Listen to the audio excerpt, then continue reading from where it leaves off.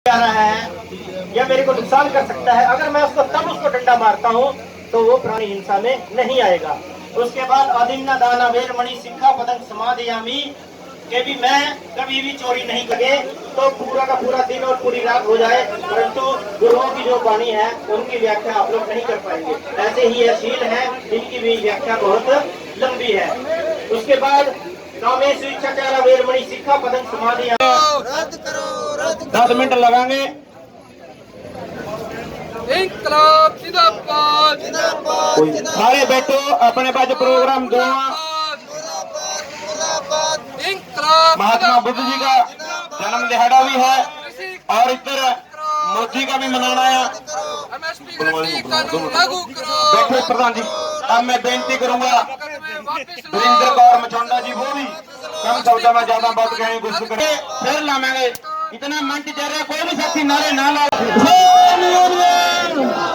मोदी मर गया, मोदी मर गया, मोदी मर गया, खट्टर भी मर गया। मैं प्रधान जी ने बेनती करूंगा सारे जने साइड में हो जा। जिला की प्रधान लखविंदर कौर जी और मलकीत सिंह जी सामने, जहां बिल्कुल कैमरे के गुलाब सिंह जी भी। लखविंदर कौर जी ने बेनती करूंगा, चलो कोशिश करो, बेनती करूंगा साउंड भी पीछे नु करते रहे, कभी मोदी की कह लो लौट चढ़ जा।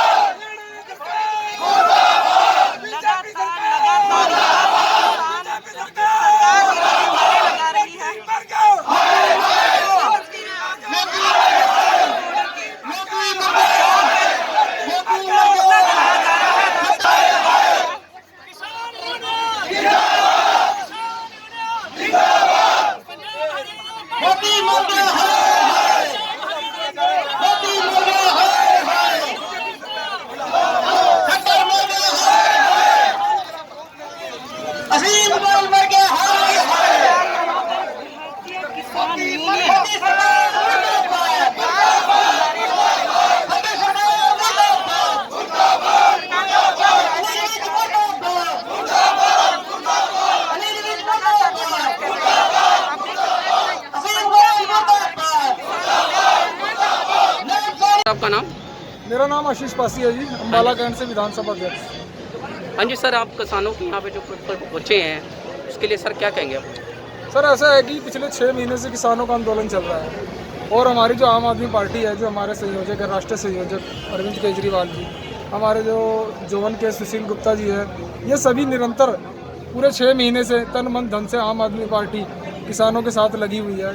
ये जो 3 काले कानून सेंट्रल गवर्नमेंट ने इसी दौरान, जो पहले लॉकडाउन था उस दौरान पास करे, उसको बंद ख़त्म कराने के लिए पुरजोर से किसान आंदोलन का समर्थन कर रही है। लेकिन ये जो गूंगी बहरी सरकार है, ये किसी भी तरीके से ना ही लोगों को राहत देने के लिए तैयार है, ना ही ये जनता को, किसानों को राहत देने के लिए तैयार है। इन्होंने मजदूर और किसान वर्ग का बिल्कुल खात्मा कर दिया है। जिस देश में जय जवान और जय किसान का नारा होता था, वहाँ से आज आप देख लेना, नोटों पे भी पहले आपने देखा होगा जवान की, किसान की फ़ोटो हुआ करती थी, वो बिल्कुल साफ़ हो चुकी है। और आप ये देखिए कि जब ये महामारी चल रही है, लोगों की रोज़गार चले गए हैं, काम चले गए हैं, लेकिन महंगाई दुगने रेट पे हो गया है। सरसों का तेल जो अडानी अंबानियों का है, ये दुगना 200 रुपये किलो हो गया है। पेट्रोल जिसके ऊपर इन्होंने वोट मांगी थी महंगाई के लिए, पेट्रोल कम करने के लिए रेट, आज वो भी 100 रुपये के रेट पे पहुंच गया है। गैस सिलेंडर इन्होंने सब्सिडी का लॉलीपॉप दे के 800 रुपये देना, 700 रुपये देना लोगों से शुरू कराए, गैस सब्सिडी इन्होंने ख़त्म कर दी है। एजुकेशन सिस्टम पर बोलने वाला पूरे हिंदुस्तान में एक भी एजुकेशन मिनिस्टर नहीं है, दिल्ली के एजुकेशन मिनिस्टर को छोड़ के। इस दौरान जब लोग अपने घर पे बैठे बीमारी से लड़ रहे हैं, मौत से लड़ रहे हैं, जिस दौरान लोगों के दम साइकिलों पे, ट्रालियों पे, गाड़ियों पे टूट रहे हैं, उस दौरान देखा यह जाता है कि बीजेपी के सांसद, आपने देखा होगा कि बिहार के अंदर जो 25-25, 30-30 एम्बुलेंस को कवर करके उन्होंने छुपा के रखा हुआ है। ऑक्सीजन की कालाबाजारी अभी थोड़े दिन पहले अम्बाला कैंट में देखने को मिली। जो सरकारी एम्बुलेंस थी, प्राइवेट एम्बुलेंस थी, उसके अंदर ऑक्सीजन नहीं थी, जिसके कारण कई मौतें हो गई। ये लोग कहते हैं दवाइयाँ हमारे पर पूरी है। आज की न्यूज़पेपर में आप पंजाब केसरी में देखोगे कि 200-250 के करीब वहाँ पर डुप्लीकेट इंजेक्शन मिले हैं। जो ये वैक्सीन कह रहे हैं हम लगा रहे हैं, उसके डुप्लीकेट इंजेक्शन मिले हैं। यानी हर तरीके से कालाबाजारी शुरू है। इन्होंने जितने भी 1 नंबर के धंधे थे, कारोबार थे, वो बंद कर दिए और 2 नंबर के धंधे एकदम पनप के ऊपर आ गया है। इस समय पुलिस प्रशासन और जितना भी एडमिनिस्ट्रेशन है पूरा भ्रष्टाचार में लिप्त हो चुका है।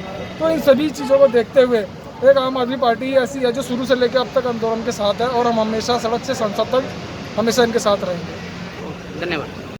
एमएसपी गारंटी कानून की बात, पूर्ण कर्जा मुक्ति और जो एक आंदोलन को कुचलने के लिए जो कानून हरियाणा की सरकार ने पास किया है, क्षतिपूर्ति कानून, उसको रद्द करने की मांग की है।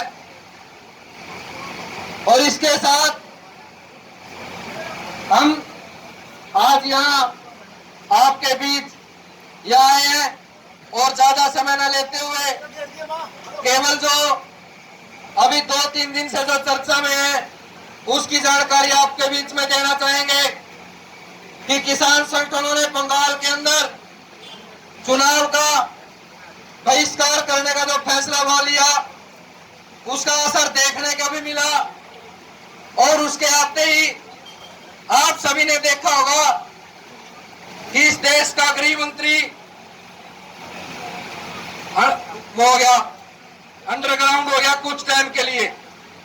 और वो कुछ टाइम के लिए जो अंडरग्राउंड हुआ और उसके बाद जो ये कोरोना के केस एकदम से बढ़ने शुरू हो गए, जो किसान भी कह रहे थे, कर्मचारी भी कह रहे थे, मजदूर भी कह रहे थे कि 5 स्टेटों के अंदर कोई कोरोना नहीं, पूरे देश के अंदर आप कोरोना कर रहे हैं।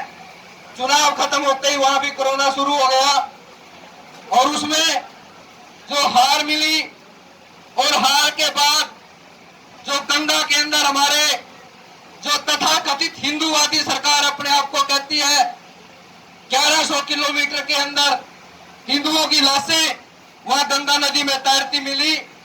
तो उसके बाद अभी 2-3 दिन पहले बीजेपी की और आरएसएस की एक मीटिंग हुई है दिल्ली के अंदर, जिसमें नरेंद्र मोदी, अमित शाह, आरएसएस का जो उनका डिप्टी जनरल है दत्तात्रेय हंस बोले और जो यूपी का आरएसएस का प्रमुख है वो गृह और जेपी नड्डा, ये लोग उसमें शामिल हुए और उन्होंने चर्चा की कि भाई जो ये हमारे साथी हैं जो मीडिया के, जो सोशल मीडिया जिसको कहते हैं, कि यूपी के अंदर सोशल मीडिया ने ग्राउंड स्तर की जो रिपोर्टिंग करके वहां योगी सरकार के मतलब सूंड हिला दी, जिसका परिणाम वहां स्थानीय निकाय चुनाव में वहां देखने को मिला। और अब इसके ऊपर कैसे इसके ऊपर कब्जा किया जाए, वो कब्जा करने की तैयारी सरकार कर रही है और उसके लिए जो गाइडलाइन है सरकार ने वो तय कर दी है। अभी हाल फिलहाल में पार्टी की टूल किट भी आपने देखी होगी, जो संबित पात्रा का ट्वीट। वरिंदर कौर जी मचुंडा। किसान मजदूर एकता जिंदाबाद, किसानों का भाईचारा जिंदाबाद, किसान मजदूर एकता जिंदाबाद, किसान मजदूर एकता जिंदाबाद, मोदी सरकार मुर्दाबाद, मोदी सरकार अपनी सोच रखने का मौका दिया है। मैं पहले तो सबको ये बोलना चाहूंगी, जितना भी यूथ है उन सबको एक्टिव होना चाहिए इस चीज में, सबको आगे बढ़ के आना चाहिए। दे रहे हैं एक से एक मतलब कंधा मिला को भी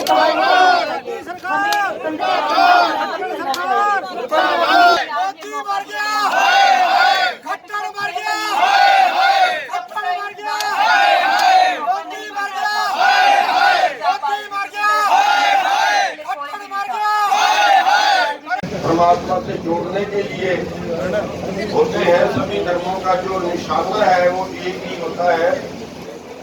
सभी देशवासियों को बुद्ध पूर्णिमा की बहुत बहुत बधाई हो।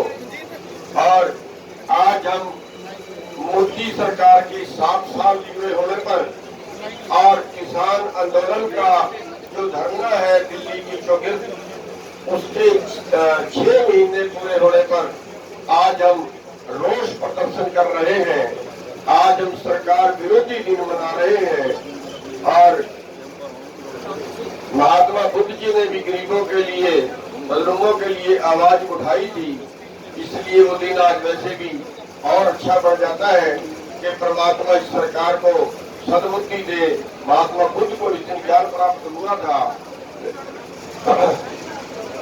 इस सरकार को भी परमात्मा सद्बुद्धि दे कि दुनिया जो है वो चंद लोगों के लिए पैदा नहीं हुई है कि चंद लोग दुनिया की संपत्ति को अपने कब्जे में करके बैठ जाएं और उस परमात्मा की पैदा की हुई बरकत, उस परमात्मा की पैदा की हुई जनता को मरने के लिए छोड़ दें।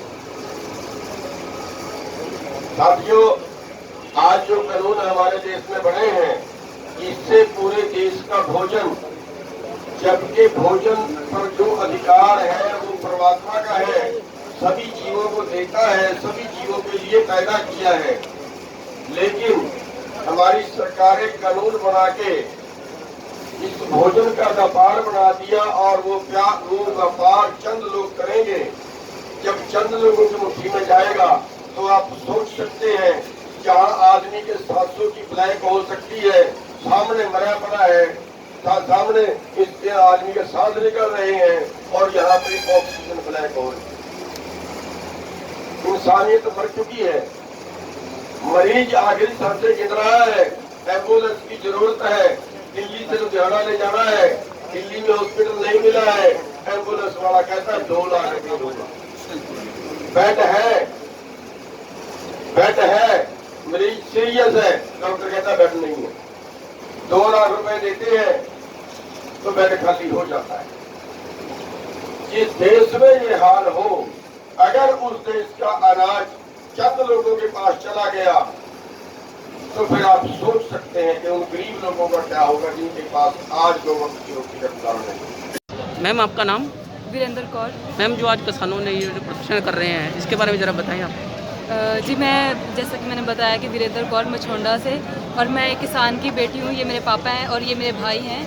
और यहाँ पे हम, जैसे कि हमारे 6 महीने किसान आंदोलन के पूरे हो चुके हैं, तो लेकिन सरकार के कुछ भी हमें रिजल्ट्स नहीं देखने के लिए मिल रहे, जो कि हमें लग रहा है कि हम बहुत अच्छा आंदोलन कर रहे हैं और अच्छे से चल रहे हैं। इसके हमें 6 महीने आज जैसे पूरे हो गए हैं, तो हम उसका रोष यहाँ पे प्रकट कर रहे हैं। और आज जैसा कि बुद्ध जयंती भी है, तो हम यहाँ पे ये भी मनाया हमने, बुद्ध जयंती भी।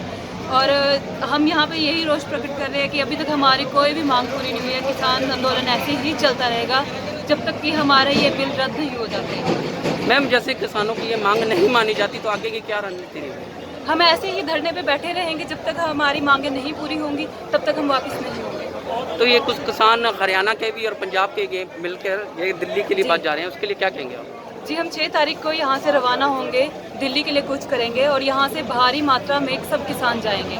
और ये एक देखने लायक सरकार के लिए काफिला होगा, जहाँ पे सरकार को अपने एक राजनीति जो भी ये चल रही है, ये सब बदलनी पड़ेगी।